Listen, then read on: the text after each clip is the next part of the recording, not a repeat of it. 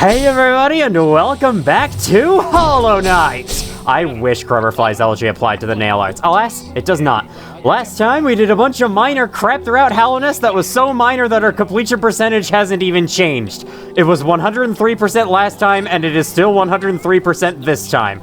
Yeah, we've gone above 100% since last I looked, I believe, since last I pointed it out. Don't worry, I'll let you know when it stops, when we can't get any more.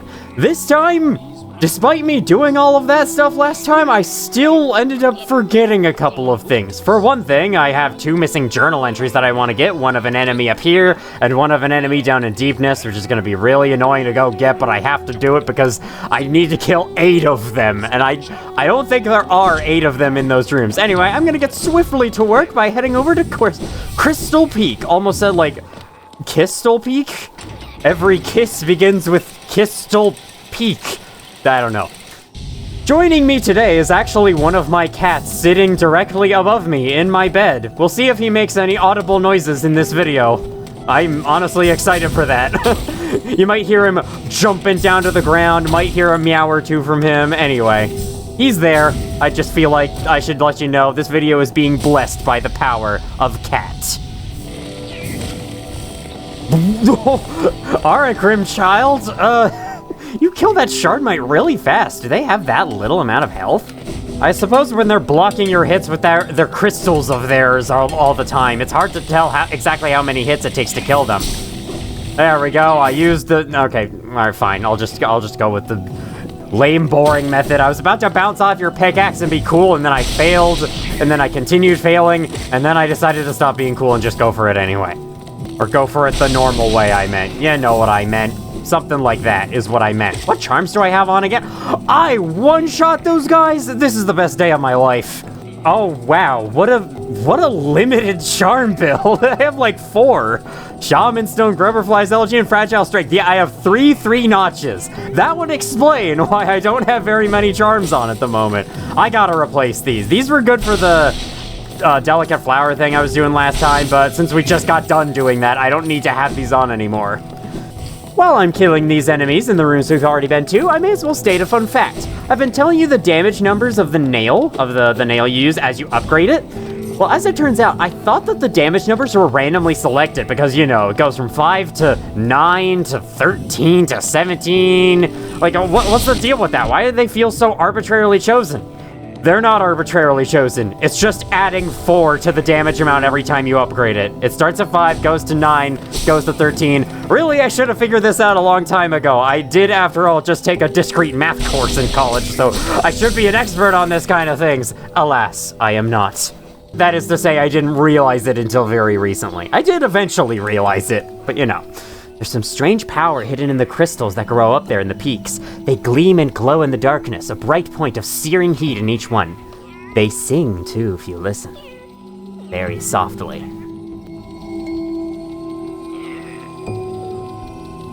I suppose that shiny noise could be interpreted as singing. You're not wrong.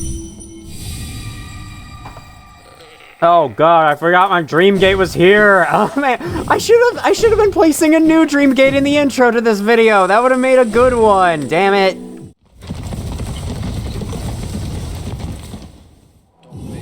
Okay, honestly, I wonder what the hell is up with me.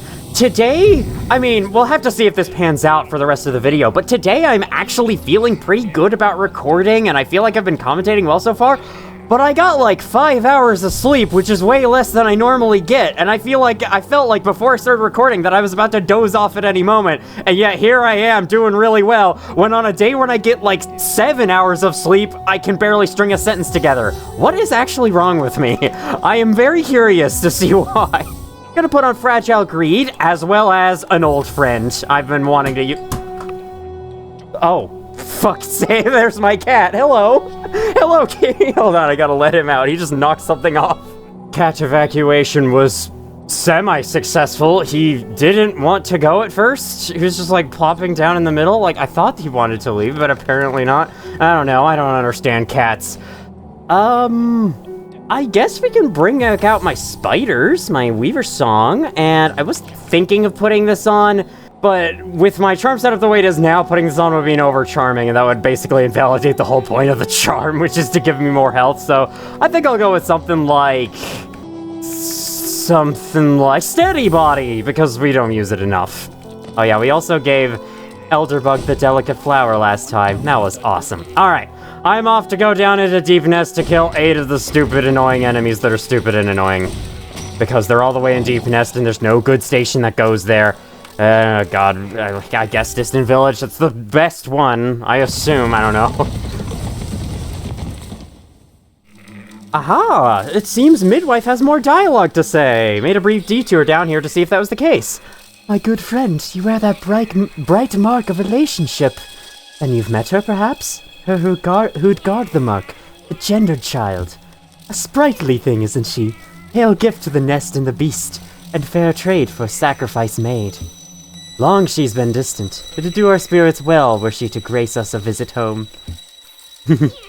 I'm sorry. Old memories cause my mind to wander on such silly diversions, especially when I'm oh so famished. Thanks. Bye. I gotta be honest.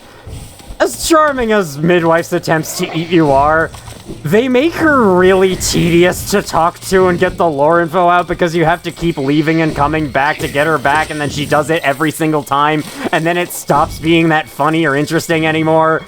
Like, I get having her do it once or twice maybe, but every time you talk to her might be a little over the top. You know, there's a chance. If we kill all these Carver Hatchers, we could destroy the entire Dirt Carver population, as there will be no enemy to hatch any more of them. And then we sit on a bench and undo all our hard work in an instant, because that's the logic of this world. 2 here, please let this be enough. If this is...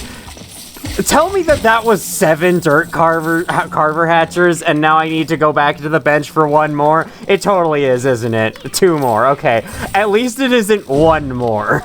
I think I see why I usually end up skipping Hunter's Journal on repeat playthroughs, not only because it's such an inconsequential area of the game, unlocking the entries doesn't give you anything. At most, it gives you a combat tip that you should already know by the time you've killed like 20 of the enemy, but the reason why I avoid it is because, although most entries can be gotten naturally as you progress the game, there are also a lot of entries like this where you have to farm them out, because the requirement is way too high compared to how many of this enemy exist in the world. At least we have them, though. Are these creatures the mothers of the Dirt Carvers? They appear to be only loosely related, but then how do the Dirt Carvers get inside of the Hatchers? A confusing situation. When 2 adult Carver Hatchers love each other very much. Just realized that I forgot to read this entry from last time. The spines they fire seem to be mildly poisonous. Don't use them to clean between your fangs after eating. At least some comments like that are nice, and Grimchild's doing his impatient dance again. Okay, fine. We'll get a move on. Jeez. He actually stopped spinning when we did. Oh, Grimchild, you were too adorable for this game. Yeah, everything in this game needs to be ugly. What was I saying there? I don't know. Back down into Crossroads to cover 2 topics. First of all, I'm gonna pay one final Grizzit? Yes, I'm gonna be paying one last Grizzit to the Fub family to see how they're catching on these days. You know. I love it. I always love it whenever I mess up my speech in that ways because the results are always hilarious. Like when you switch around 2 letters or 2 letters in between 2 words, something like that, I don't know. However that mess up ends up happening, it is always funny every single time. Anyway, how are my favorite family of grubs doing? Oh dear God, they've been recaptured! How could you? You betrayed your children! No. This is the conclusion I came to on my first playthrough. But I never realized the very obvious hints the game is trying to drop to me. See this charm? We got this for getting all of them. This is referencing the grubber flies, the things the grubs become after they go through this process. The grub father here is basically acting as a giant cocoon for all his grubs. They will later emerge as grubber flies out of the cocoon, which kills the grub father in the process. It's the other way around to what I assumed, that the grub father just ate his own children for no reason. I mean, he did, but it is for a reason. It's because bugs are weird and they do weird things to live sometimes. Happy, happy, happy. Grubfather, I must apologize for my behavior in my blind playthrough.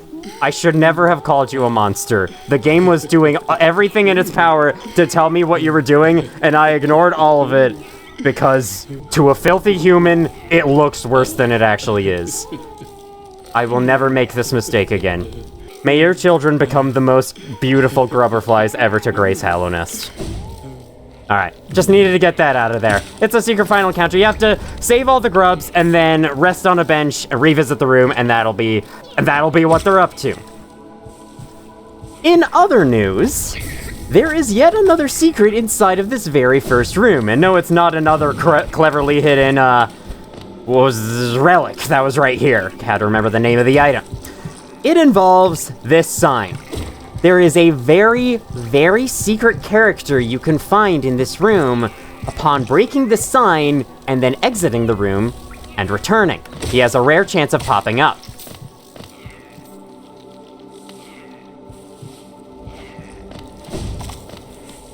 Damn it. On one of my previous playthroughs, I got him to appear first try, so I'm quite disappointed the same hasn't happened again. Now it's gonna take me like 80 tries, just watch. If at any point he doesn't show up, break the sign, try again. He's got up here eventually. Do you hear that?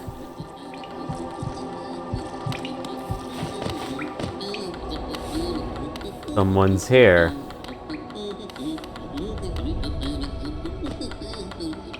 It's the little guy hammering on the sign we've been destroying. Or I've been destroying for the past, like, 20 minutes or however long I've been doing this. I've been doing this a while by now, but there he is. It is very sad what comes next. But if you want to see every single secret involving this guy, you have to kill him. He is not really an enemy since he will fly away if he spots you, so I have to jump up there and get him real quick, or else I sabotage my chance. So... sorry, buddy. Had to be done. If I want to show everything involving you, it's a real shame you have to do this if you want to discover the rest of it. I guess otherwise you could just leave him as an animate character, but yeah. This guy was Menderbug, member of an elusive guild of bugs fixated, get it, fixated, on the maintenance of Hallownest's many signs and wayposts. The bugs of Hallownest were obsessed with building things. What strange little minds they had. I know, civilization. So weird, right? This is one of the game's many optional journal entries. And what this means is that the hunter will give you a reward for encountering and completing all required journal entries. That is to say, if you find and complete a certain subset of journal entries, then he'll give you a reward, whereas optional entries like this one do not count for that reward. And they have a very strange property indeed that I'll talk more about later. Anyway, that's it for you. I don't know if he respawns beyond this point, but I don't feel like checking. That would take another like 20 minutes of farming, and that took a while to get to, so you know. Let's just head down to the darn secret already. Alright, can't go this direction because some brilliant game designers said, hey, wouldn't it be cool if we blocked the fucking doorway for no reason? Yeah, let's get right to it! Down in the secluded village of Hallownest, or the Forgotten Crossroads, this house on the leftmost side of the village is now open upon killing Menderbug. Inside, it's his home. I guess he forgot to close the door and lock it behind him, and we killed him before he could remember to do that? Sorry, buddy. Got a picture of it on the back there, and look, a bunch of signs in the background and posts and things.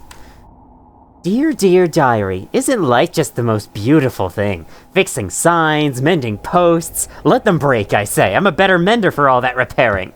I sometimes doubt there's a single bug in Hallownest happier than me. Hello again, diary. Not too long until the next Mender Bash. For stealthy types, we're a riotous bunch when we get together. And Menderberry kept flashing me that smile. A few times to muster my courage and act on it. I love my home and my life, but sharing it with another, why, that'd be the berry on top. My lovely diary. Someone's gone and broke my favorite sign, right there at the top of the crossroads. Keeps happening too. But you know, I just can't get mad about it. I should be thanking them really. More chances to fix that beautiful complex sign. And I've stocked up on spare parts, so I've no fear it'll ever stay broken for long. He had a crush on one of his fellow Menderbugs at like the Menderbash community events that may or may not still be going on. And we had to ruin it for him by killing him. I'll have to say, why do you have to kill Menderbug to get this secret? Is it like, oh no, you did the hunter's wishes, and now look what you've done, you should feel bad now? I don't know, man. This being the only way to discover this house in this journal, I don't really like it, but hey, maybe we can hold on to the promise of that when we sit at a bench, he'll respawn, right? Never mind the fact that that's infected creatures that respawn, because the infection keeps bringing them back to life, and that people who aren't infected would be permanently killed. But we respawn and we're not infected, but we're the player. Yeah, there's not really good excuse for this. Hold on. Oh my god, you guys make like noise as you move around. Listen.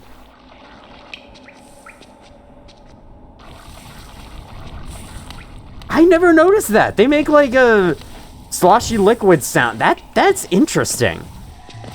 On a related note, the basic husk enemies that move around also make noise. A very low, a very quiet breathing.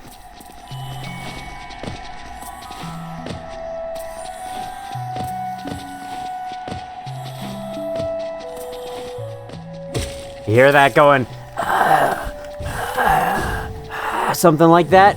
It's very subtle and you don't really notice it, but they are making sound. Have you ever thought it was weird that all the other enemies in the game, or a lot of other enemies in the game, make sound while those guys don't? No, they're making sound too. It's just hard to notice. Then, around here, there is something in Green Path I missed. Aha! This right here. This is a breakable wall, and behind it is 2 geopiles. Nothing amazing at this point in the game, but it is yet another secret pocket of the world that I have never seen before, because I just discovered it by accident on my second file to go along with this. And yes, I was fighting the enemies just outside of where Menderbug spawns so much, I'm almost to the amount of geo we need to get the last Unbreakable Charm upgrade, so we'll be doing that very soon. Back in City of Tears, I should have done this a long time ago. After collecting Desolate Dive, hey, another one of you, I should have remembered you existed. After collecting Desolate Dive, I actually recommend heading back up to the entrance of the city. And the reason for this is, well, this door is still closed. It's a one-way door, you only have one chance of opening it in the entire game. Once you're through and it slams shut behind you, it ain't opening again. Beyond that point, you have to obtain Desolate Dive and bring it up here to break this ground and create a wall you can wall jump up in order to get around it. Now you can enter through this entrance of the City of Tears freely. This is a very annoying roadblock if you don't go and do it right now, so after obtaining Desolate Dive, I recommend coming over here as soon as possible to get this done. I should have done this a lot earlier. In fact, I was planning to do it a lot earlier than I ended up doing it, and now we're here, so yay! I guess better too late than never, am I right? Any of you know what H-Bomber Guy video that's from? If you do, comment down below, cheese. My god, the Dream Gate is a godsend. I feel like I criminally underused it in my first playthrough, but it is helping so much. Whenever I'm like, alright, I just need to get out of here real quick, real fast. It's always there for me, and I love it. Okay, so, with that, honestly, there's not a lot to do left in this world, other than down here, which I will mark. Actually, let's mark it with this color, since it fits the area. Third trial of Colosseum. Yes, we'll mark that as well. Or, let's mark it with blue. I feel like that is important. I don't have the colors meaning anything, but you know. Those are useless markers for now, though I am marking that guy just so I remember to talk to him in the future. Nothing else down here. Nothing on this side of the map completely, as far as I know. So, yeah. It's time to get into the game's final challenges. By my estimation, this series is going to end at episode 25. That is how close we are to the end of this game. We're now finally nearing it. So yeah, after all we've freaking done. Alright, I took off both my minion charms, just because I didn't want them accidentally provoking and scaring off Menderbug, in case he really did appear, and he really did. However, I would like to change around my charms. I'm actually gonna keep these two on for a speed build, because that's really nice for what I'm about to do, because I'm about to tackle a very large challenge. Might not be the one you're thinking of, or it might be because you've probably seen the thumbnail of this video. Let's go with Mark of Pride, or no, not Mark of Pride. Let's go with Quick Slash. And then, how about Rubberfly's Elegy? I feel like I don't use this enough on boss fights. Though, should I equip a charm that helps with healing to balance that, since I'm gonna need to be at full health, and it's a challenging boss, so I might not always be at full health? I suppose Quick Focus couldn't hurt. Let's take off our speed charms and put on Quick Focus instead. Alright, we got spiders, fast attacks, projectile attacks. Fast projectile attacks was really nice. Our basic dodging abilities as they are normally, and the ability to heal quickly. So, let's take all of this over to you, bozos. Zote's still nattering on and on about this, and Bretta's still like, oh man, he's so cool, without knowing what he's actually like. She should come down to the Coliseum of Fools and see how he performs, and then see if she changes her mind. Inside here, nothing has changed. The story is still the same if we were to read it, but down in the basement, we've seen these particle effects elsewhere. We know what these mean.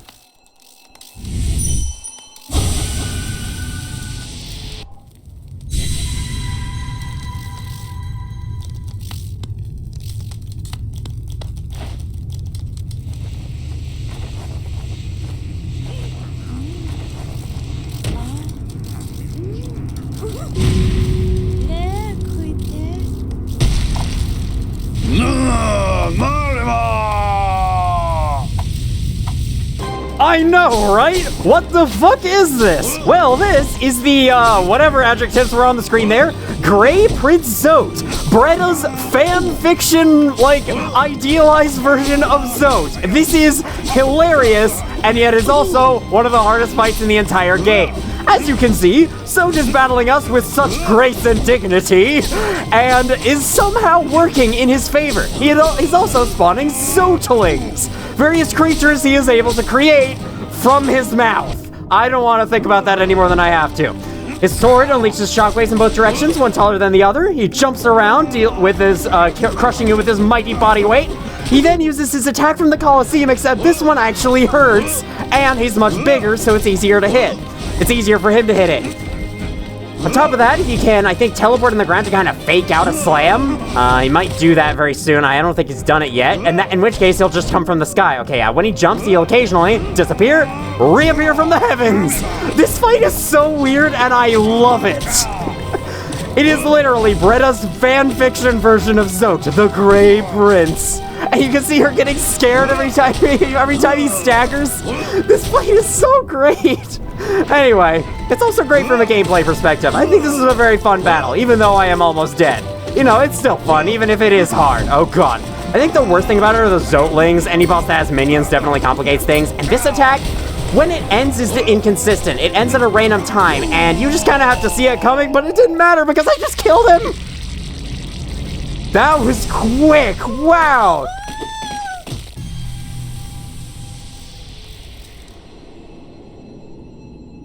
Well, what a hard boss, right? Oh, just you wait. Notice that the dream particles haven't gone away. That's right.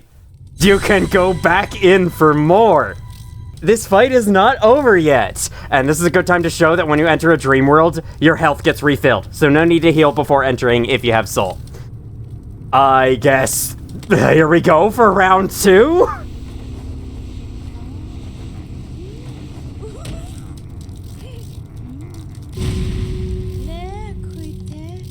Starts off the same. This time, though, he is gorgeous and passionate, in addition to terrifying, beautiful, and powerful. The fight is mostly the same, but there are notable differences. For one thing, he has more health. That's not a very notable difference considering you can't see it, but you know what I mean. The second thing, if he may show it eventually. No he won't. He's just gonna keep attacking us with his nail, and then being staggered. Then crushing again. Cool. Crushing from the heavens. he now spawns in an additional Zoteling in addition to the regular one. The other ones are winged Zotelings. They fly around towards you in your direction and they bounce up and down. Those ones will jump around and stick on the ground usually, creating even more complications to this already kind of complicated fight. All right, here we go. That's about it, really. That's all that's changed. Otherwise, okay. That's one downside with bringing in minion charms. They can hit him out of his stagger. I don't think I've been over that, but that is a definite weakness of minion charms. Oh god, it takes me multiple hits to kill those things. I swear, his nail hitbox there for a second doesn't exist at the beginning of that attack, because I've been able to, like, jump through it very fine. Okay, there we go. These things, I think that it's the Zotelings, really, that bring the true challenge to this fight. Even though my spiders are definitely taking care of him. He's bringing in minions against me, so I bring in minions against him. There we go. It's kind of hard to hear that one considering he hit me, so you can't hear him falling from the ceiling as easily. It's still good to know that if you suddenly can't see Zote, he's coming from the sky. And that second fight down already. Is that all you got, Zote? I can't bounce his freaking shell like I can with Nosks. Damn it. Apparently that is not all he's got. Let's take a break outside, though.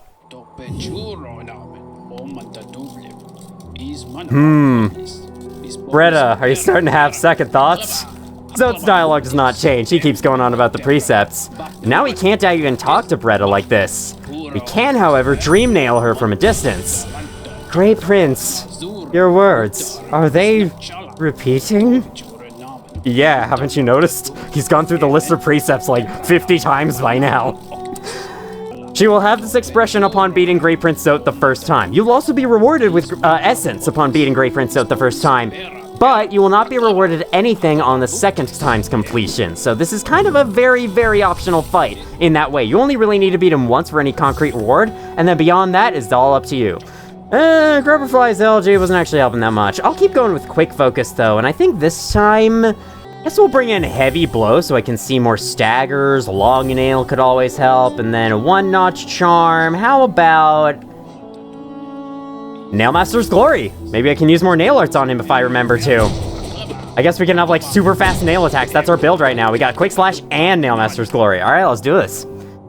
Since Grey Prince Zote has fought multiple times, I thought this would be the best opportunity for me to show off various charm builds. And as you can see, we have 2 candles lit down here out of 4. There used to be more candle stands in earlier versions of Hollow Knight, but we'll go over that more later. For now, here we have fight number 3. If this feels a little weird to you, let me tell you what I think my interpretation is of these dream boss battles, the dream rematches. I think the dream rematches are how the original boss would have fought you at its maximum strength if it just was a little bit stronger. You know, if you lose to someone in battle, you might imagine yourself as doing much better in your head.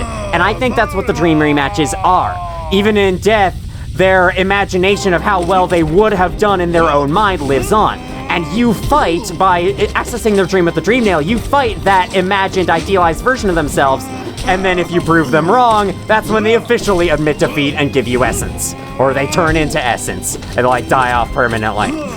The change with this third fight is not only does he have more health, but he summons these things. These are other types of Zotelings that will explode after a certain amount of time, as well as taking up space in the arena. This is the third and final type of minion he can spawn.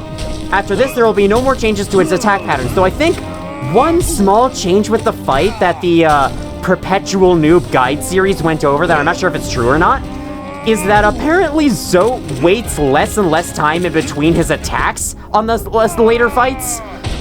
That could be wrong, though. The wiki doesn't say anything about it, and I don't really know. I haven't felt it that much myself, but, you know, that's always a possibility. And I feel like I may as well explore every possibility if I want this to be a true Hollow Knight guide.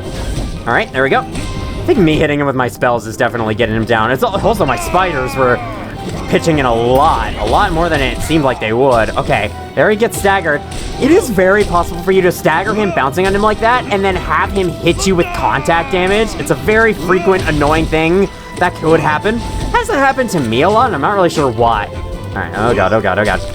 While I'm talking about staggers, though, I think it's finally time I address how staggers actually work in this game. I'm not completely sure myself, but it sounds like it is based on how many hits you deal to the boss in quick succession. The damage of the hits does not matter. It's only the number of hits you've dealt to them, and the type of damage dealing, whether it's nail or soul, also doesn't matter. Basically, when you hit them, a timer starts, and before this timer finishes, you have to hit them a certain number of more times for them to stagger. That's how people describe the system working. I don't know if that's exactly how it works, so take that with a grain of salt. But basically, you gotta hit the boss a lot within a small period of time, and that is what gets them to stagger. I think there are also certain fights that stagger at various breakpoints in the health bar. So some staggers might be set in stone. Okay, I thought the other Zotling died for a second, but no, it's still there. Let me get you out of here. Zote does not progress his fight in any way, no phase 2 of any kind as the fight goes, and personally, I like this. A lot of Hollow Knight bosses don't have phase 2s, and I think this is a strength to the game's design. It lets you learn them so much easier than you would have otherwise. I am taking this guy down so fast, holy shit. But that might be subject to change. Coming soon. Each and every time Bretta is distraught in the background. What are your thoughts this time, Bretta? Grey Prince? You seem smaller. Were you always so tattered and stained? To get a little bit more into the lore of Grey Prince Zote and his Zotelings, let's read the Hunter's Journal. Grey Prince Zote, figment of an obsessed mind, lacks grace but becomes stronger with every defeat. My love, any creature who could bear to be away from you, who would willingly leave you behind or say unkind things to you, pah, lowly maggots, not worthy of standing in your glorious shadow. She felt her cold body grow warm, a sensation she had almost forgotten. The Grey Prince, chapter 112. You thought I was joking with the whole it's a fanfiction thing? Nah, that's literally what it is. It says right there. Winged Zoteling. He asked whether she had bought the charm for her as he promised he would, but then he explained. The charm was actually of low quality and not worth the price asked. She understood the wisdom of his decision perfectly. This side quest is hilarious. I fucking love this fight. That lowly mapmaker's wife? Ha, my queen, how could you compare yourself to her? In the face of your intoxicating beauty, all other females are merely dust. The Grey Prince trembled with anger and indignation and love. The Grey Prince, chapter 178. You have 200 chapters of this? Where is this story? Can I find out more? This is the most hilarious thing I've ever seen. The Grey Prince was a wanderer by nature, but she could not bear to be separated from him. So she devised a plan to make sure that she and her prince would be together always. And that was to create the volatile Zoteling and blow him up in case he decided to leave him her next. I don't know. She only had to wait for her chance. What was your plan exactly? I don't know if I want to know. It is fanfiction after all. Perhaps the unknowns are best left unknown. Heavy Blow is doing me jack shit, so how about for this next battle? How about Unbreakable Heart? Since this is a Dream World boss fight, your fragile versions of these charms would not break, so this would work just fine. Then instead of you... Ooh, I have an idea. Long Nail and Mark of Pride, plus Quick Slash to go even faster. Look at that! Long Nail and Mark of Pride stack, and this is where Long Nail really shows its true use. Otherwise, it's a very trivial increase, but with Mark of Pride and it combined, holy shit, that's like an extra... That's like 3 times the length of the normal nail. Alright, time to go in and light the 4th and final candle, I suppose. Oh, that's the Grey Prince on the ground right here. Can't read any of it, sadly, but I'm assuming those are the journal entries of the Grey Prince, or the chapters. Down we go, once more. So the reason why I think Zote can be fought so many times is because, well, yeah, this is the Zote inside Bretta's mind. And inside Bretta's mind, Zote is perfect and cannot be stopped. This might also be fueled by Zote being so incredibly stubborn. You remember that when we absolutely rubbed the floor with him in the Coliseum of Fools, he was under the delusion that he had won.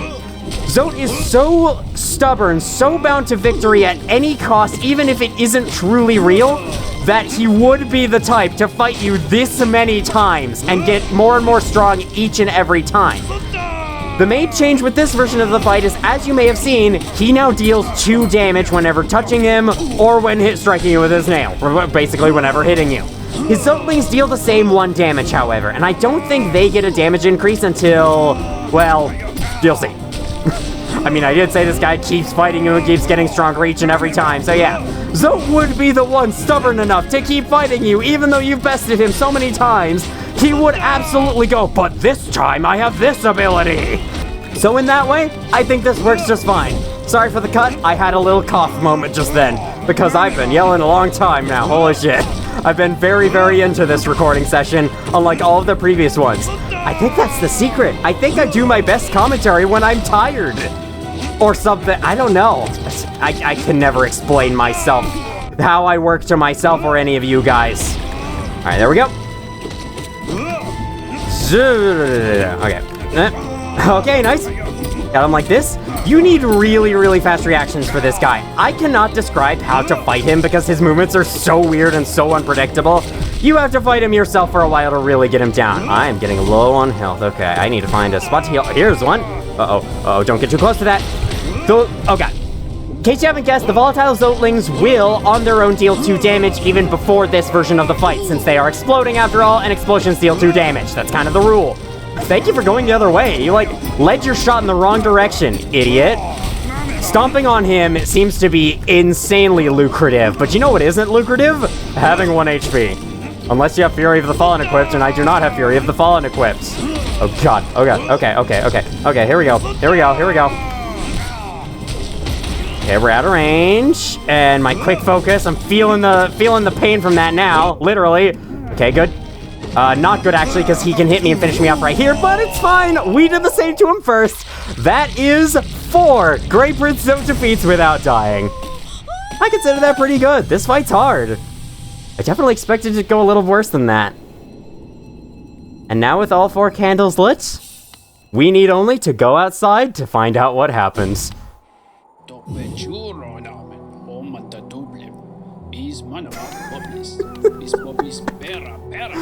Dude, Bretta's gone. Who are you talking to anymore? Did you actually care about her that much after all? Hey, Elderbug, what was your thoughts on this situation? That young lass, why she's up and departed over the cliffs, with only the briefest word of farewell. The perilous journey she set herself upon, I can't understand where she gained such fortitude. I thought her a timid sort, one after my own mind. How wrong I was, the call of adventure lures all but me. So she just straight up left Zote, and Zote hasn't realized this. It's incredible. Did we dream nail him? Nope. Absolutely nothing. No realization of what's happening around him, no self-awareness, no anything. Only Zote. If we were to read this has changed now. The Maiden's Quest. Her Grey Prince diminished and her White Savior revealed as Beast. That's not true, but it's fine. The Maiden at last understood the truth. Her life's companion would not appear, for they could not appear to a maiden sat idle. She must instead seek them out, must find her love, and free them of their solitude. And thus her own journey began out into dangerous lands, shielded by her love awaiting, guided by her love to be. With every step, the maiden could feel it, their fated meeting coming ever closer. That is such a funny and, actually somewhat satisfying conclusion to Bretta's quest. I love it. I think I'll actually keep the same charms as I go back down for, you guessed it, a 5th boss fight, because this guy isn't done.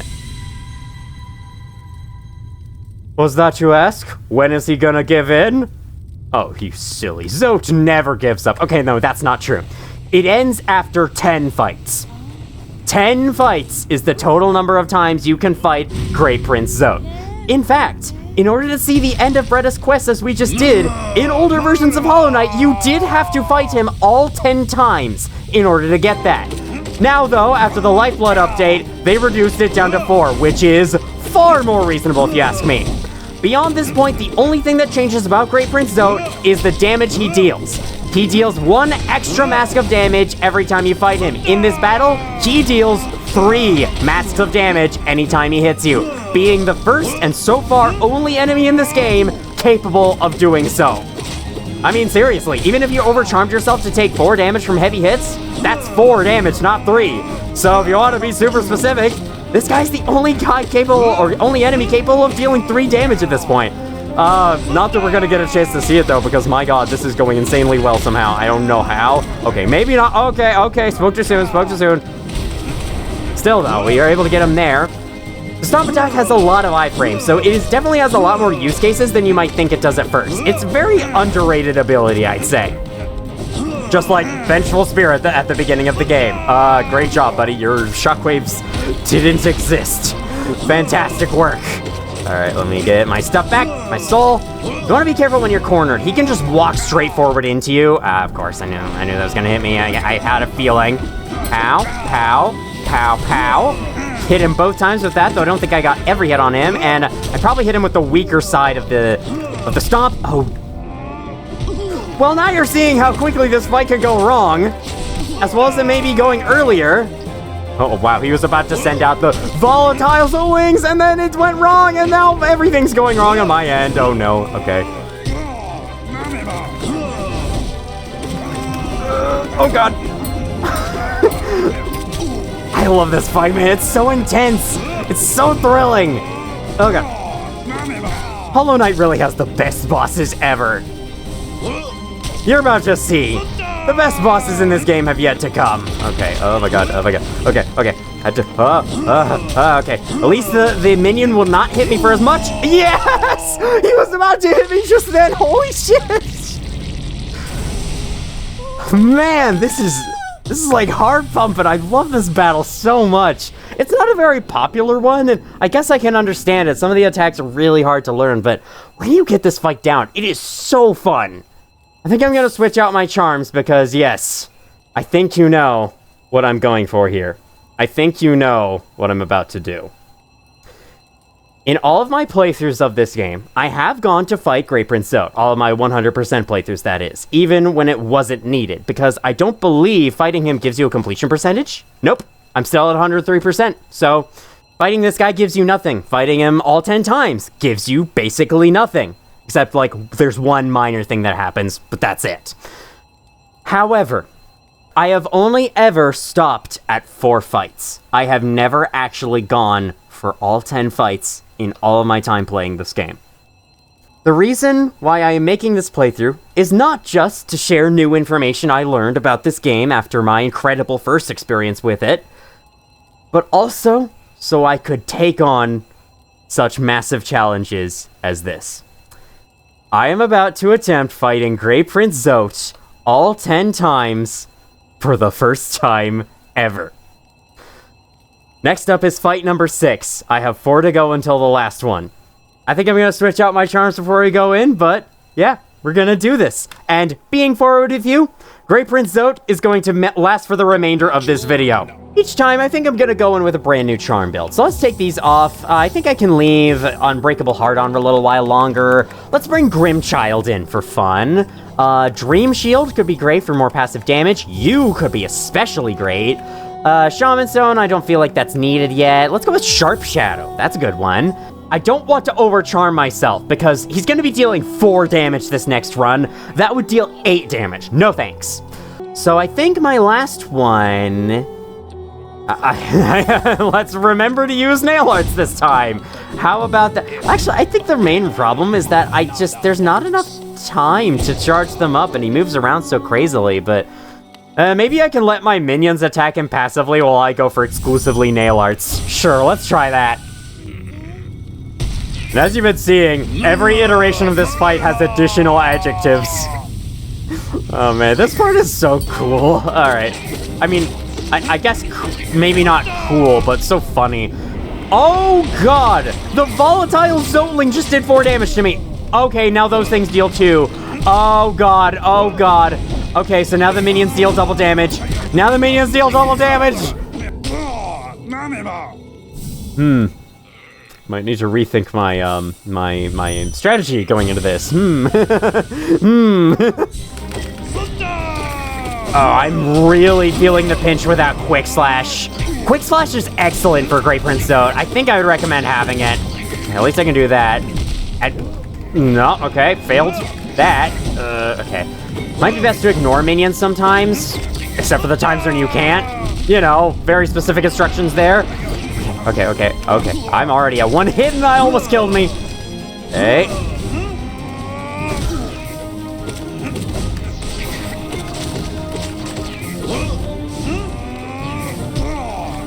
Oh my god, the minions!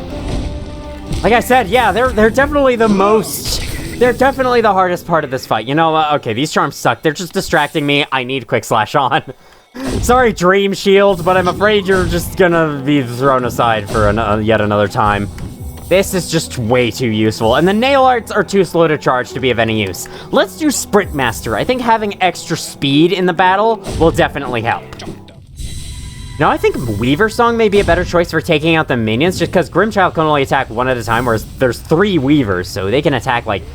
They can gang up on one, or they can each attack a minion on their own, so I might end up swapping Grimchild out for Weaver Song for this. Alright.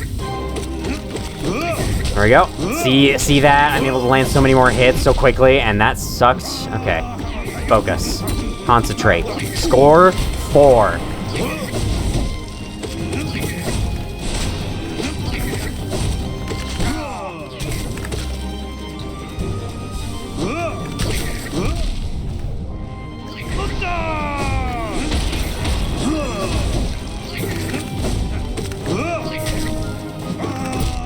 Fuck, man.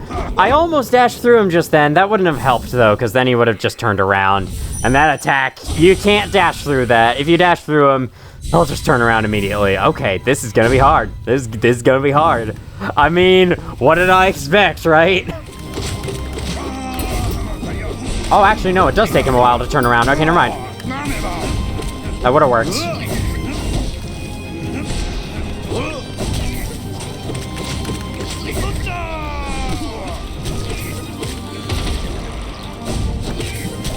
Staggering him there, but I didn't take that chance to attack him any further because I needed to finish off the minions. That's sometimes a great way to use the stagger time. Yeah, okay. Weaver Song is way better than Grimchild for the minions. Grimchild is usually fine if there's one target, but if there's more than one, he kind of struggles to do anything useful. Well, there he finished off that one, but still, not great.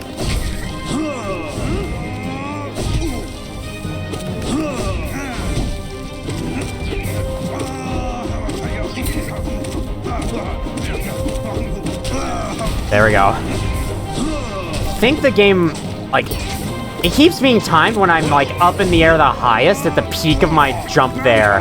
That's when he stops. I wonder if the game's actually keeping track of where you are to decide when to stop that attack. I'm in the corner. Okay. Nice. All right. Good, good, good. I can get... Okay, good.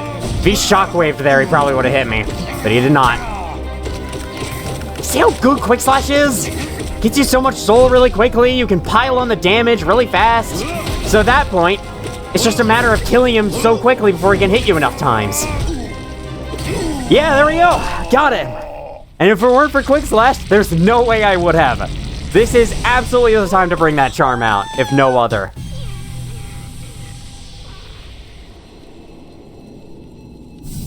Okay, that's defeat number 6. Up next is number 7, dealing 5 damage. So yeah, basically the number of fight that you go into deals the fight number minus 2 masks of damage. If I'm not mistaken, like 3 deals, yeah, 3 still deals 1, so 4, yeah, okay. For this one, we're keeping Quick Slash. Yeah, no, probably not. I want to keep that on. Grimchild, you ain't helping. I'm sorry, little buddy. Glowing Womb is 2. And there is something neat you can do with this. I don't know how much Sharp Shadow was actually helping me, so I think we're gonna shed that. We're gonna shed you. And then, let's show a little something. Let's show a little something off, and then we can maybe take you off and put you on. With Defender's Crest equipped, the minions spawned by Glowing Room are special. They are of explosive variety, and if they were to explode on an enemy, they, you guessed it, just like all Defender's Crest combinations love doing, leave a cloud of toxic gas that deals damage. Let me take a look at the damage numbers. So this one's a little strange. Glowing Womb on its own has each hatchling deal 9 damage. And then, with this, the hatchlings' damage is reduced to 4 upon contact, but then they deal a Toxic Cloud.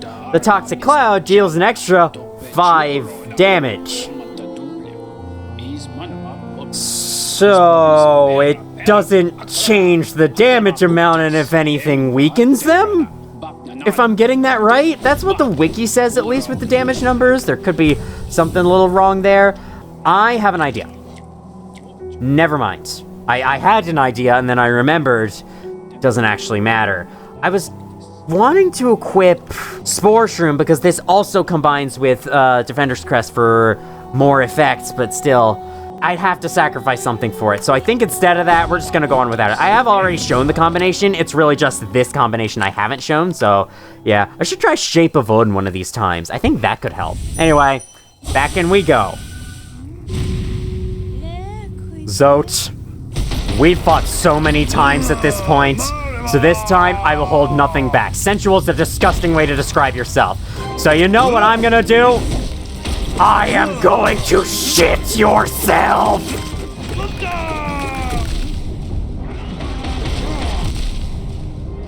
God damn! Okay, seems like the explosions deal Zote's damage. Because, wow, yeah, that did a lot to me.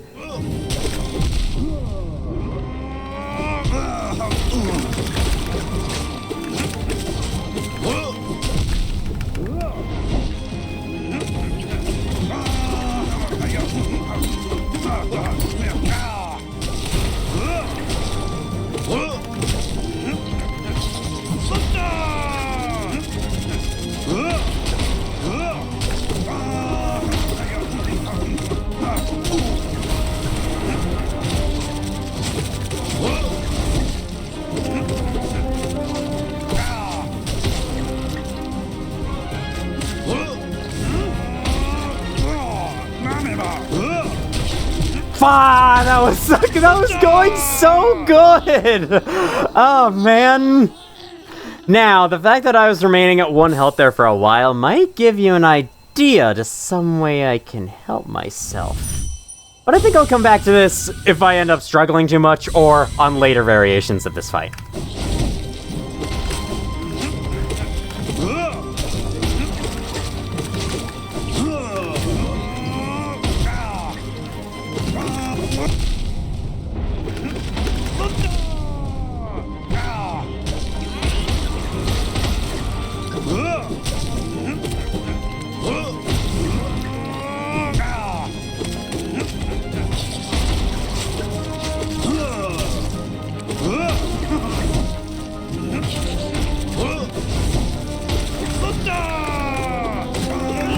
That is a bullshit move to use during that attack. I'm sorry. Okay, there's my one complaint with the fight so far. What am I supposed to do against that? The volatile Zotlings were there. They would have blown me up if I jumped. So, yeah, I don't know. I don't know about that one, Chief.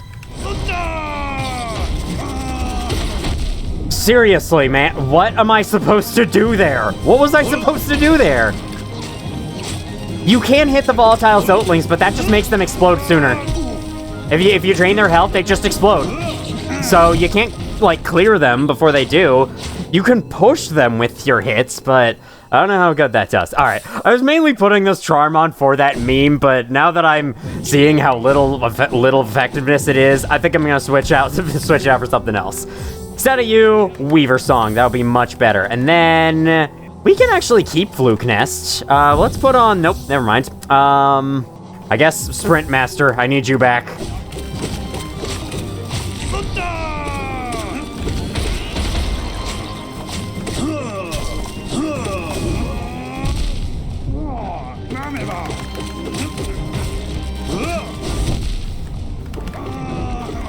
Ah, man, that was unlucky. I didn't expect him to go in those directions.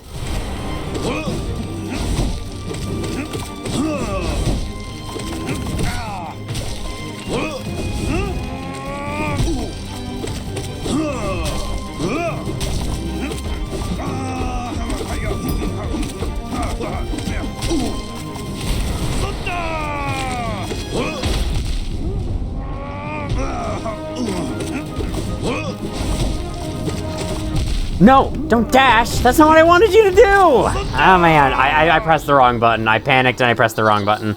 I love how when the volatile Zotlings are spawned, you can still hear them as you're respawning.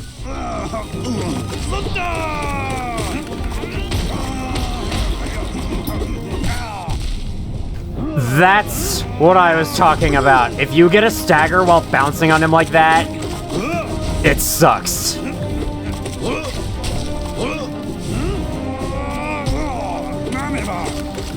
Can even attack you with his own damn staggers. Unintentionally. But, like, basically all of his attacks are unintentionally powerful, and there was nowhere I could go there. Alright, well, this is turning out to be a little difficult, ain't it?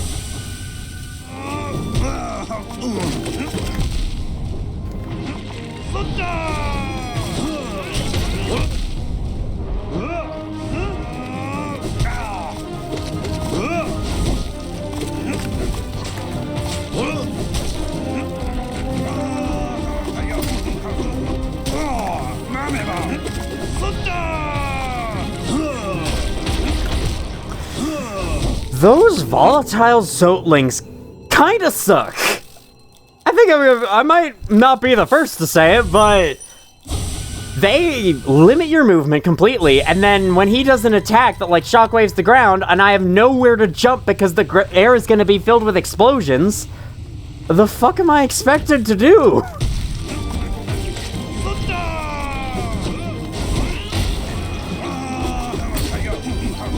Even then, I was just barely able to avoid it, and only because that they spawned in such a way that there was actually a window.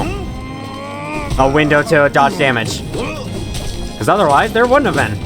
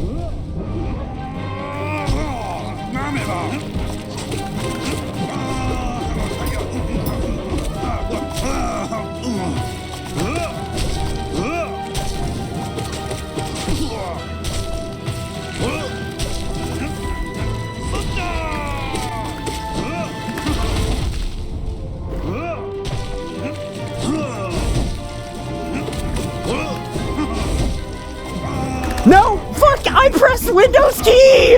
No! Defeat by Windows key! That's fine. I probably wouldn't have made it, but that was like the best run yet! Come on! Fucking Windows key. And it's like, oh, you want to access the start menu? And lose all control of your game? No. Take a hint and piss off next time. Alright. All of these charms are helping. Actually, are they? Okay. Let me think about this for a second. I've been thinking of incorporating this in. And I think I might choose to sacrifice my spiders for it. Yes, they work taking out the minions for me. But my thought process is, with my increased damage, I'll probably one-shot the minions now. So, this might actually help. And I think the minions are causing me a lot of pain. What's really causing me a lot of pain is volatile Zotelings. But I don't think there's really anything I can do about that. The explosions linger, so I don't think it's possible to Shadow Dash them. Maybe there is some kind of, like, pro technique to avoid them, even when RNG is not in favor. If so, I'd like to know. And clearly this guy is very beatable the first 4 times, and by design, that's the only times you ever have to do it. That isn't how it used to be, but they thankfully got, you know, someone knocked some sense into them and they changed it to the way it is now. But, like, anytime beyond 4, this guy is a little ridiculous, definitely. But you gain absolutely nothing by defeating him all 10 times. So it is purely optional. I'm only going for it because I'm nuts.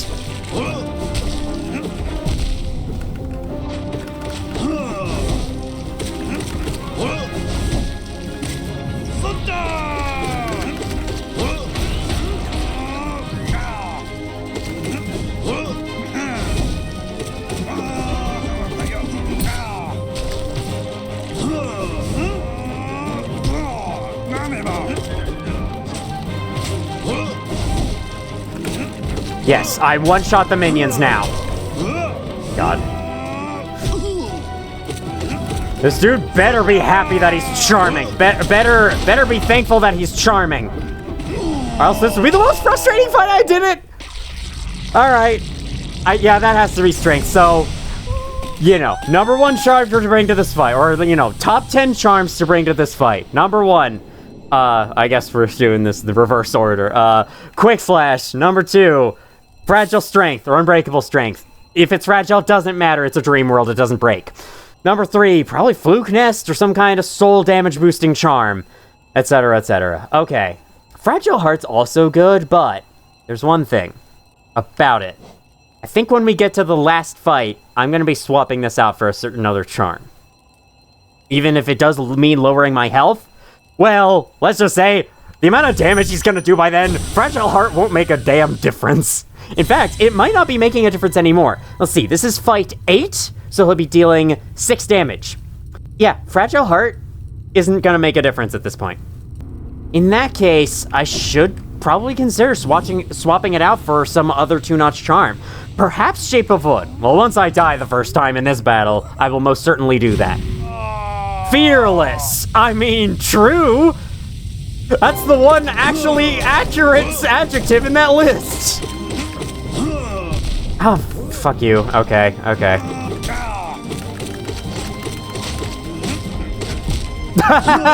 Alright. Yeah, let's go swap out the charm.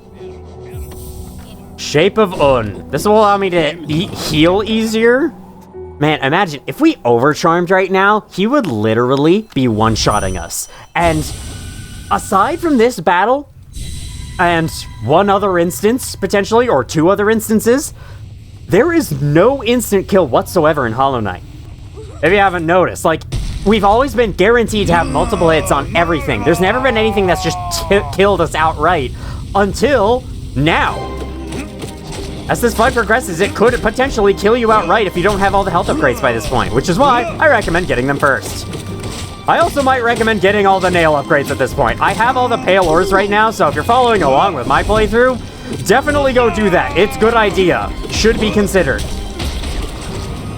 Okay. The main strategy I have is to just beat him down as quick as I can, taking every opportunity to do so, to get a hit in on him, beat him down before he can beat me down. That's gonna be the strategy.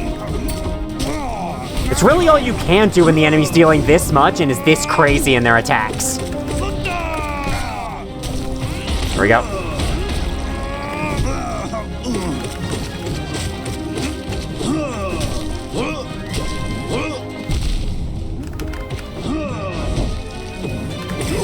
Boom! Alright, there we go! Okay. Okay. Okay. Fragile Strength is making this not bad. I don't even need to heal. Okay, so Shape of One was kind of useless. Okay, that was fight 8. Let's swap out Fluke Nest for something. I just realized I took off my speed charms.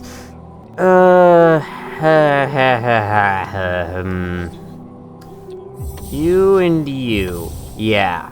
Let's put you 2 back on. How about that? So we can have increased mobility, and potentially not kill him nearly as quickly this time, so we can have a chance to have him last a little while longer, you know, as if that's what I want. Fight number 9. He's gonna be dealing 7 damage. I'm ready. Bring it on!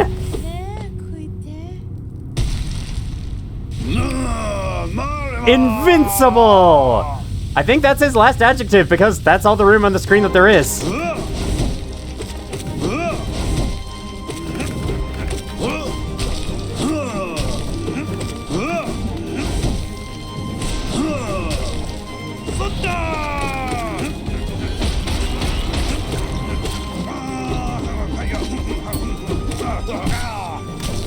Barely avoided damage there.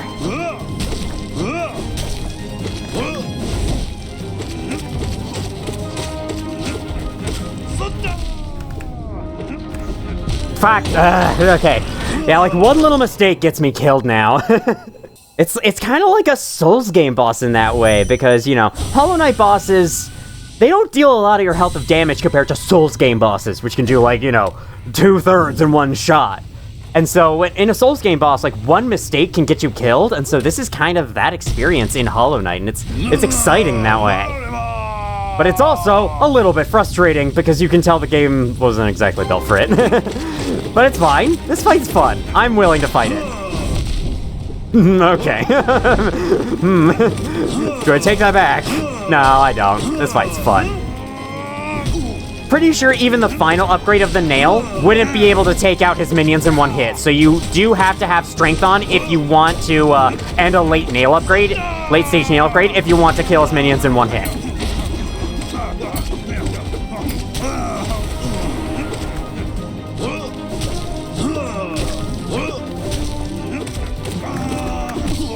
Okay, staggered. If you had minions on, you could avoid them with Shape of One like so. You can also get further away from him to ensure he doesn't do anything crazy.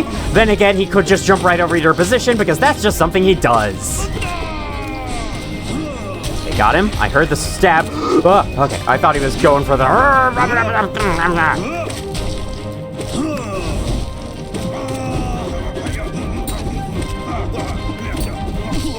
Damn it! The stagger killed me! See? That's the one bad thing about this fight. Another bad thing is volatile Zotling RNG. Those are the two main flaws with this fight. That he should not be allowed to just fucking contact damage you. When a boss staggers, they should lose contact damage. I don't see why they would have it on anymore.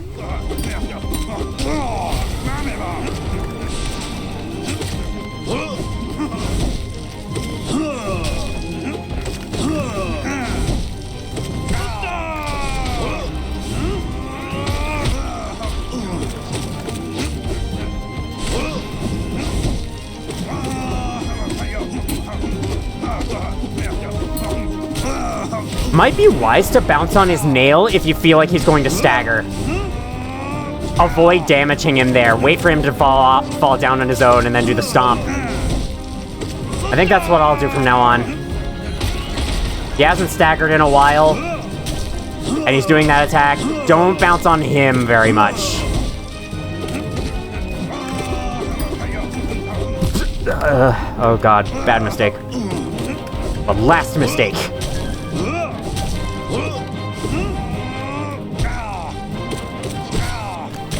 Got him! Man, that was a good run! That was incredible, especially at the beginning. Alright, that's fight number 9 down. One more to go. And, as you can guess, he will deal 8 masks of damage. That is our entire health bar minus 1. So if we get one hit, if we take one hit, we will automatically be at 1 mask of health. It's pretty hefty. So, let me counter that ability of his.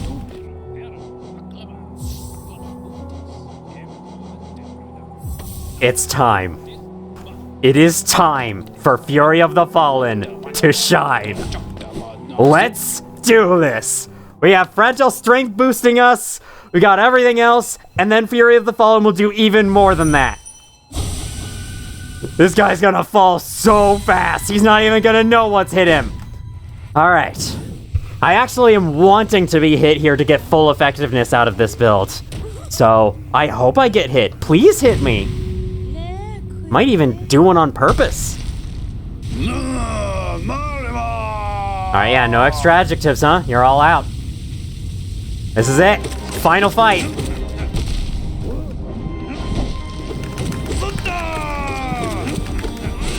Only affects nail damage, does not affect spell damage. Keep that in mind.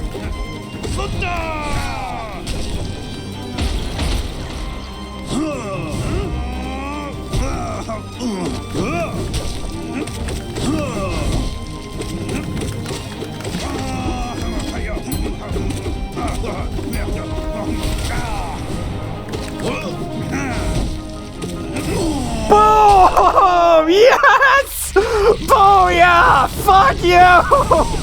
See how quick that victory was? The music didn't even progress halfway! Oh my god, that is the best Fury of the Fallen use ever! Oh my god! Sorry for yelling so loud. It probably didn't affect you guys as much. I'm sorry to my in-person family, who probably is wondering what the hell's going on up here in my recording. Oh, I have an answer for them. The most exciting Hollow Knight moment of my entire life. Let's get that red veins off the screen. It looks a little disconcerting. For beating Grey Prince Zote all 10 times, the statue turns gold, and he has officially given up. This is all that happens as far as I'm aware. Zote should still be nattering on outside. I should have said chattering, that would have varied it up and been more interesting commentary, but there we go. Your thoughts change at all? Nope. We have officially defeated Bretta's fan-fiction version of Zote. Zote is now completely off of her mind out there in the wild, wherever she is. I mean, it kind of has to be, considering she's now out of the bounds of Hallownest, where there is no boss mind anymore, whatever. That was fun, and that was perhaps the best showing Fury of the Fallen I could have ever asked for from Fury of the Fallen. Oh my god.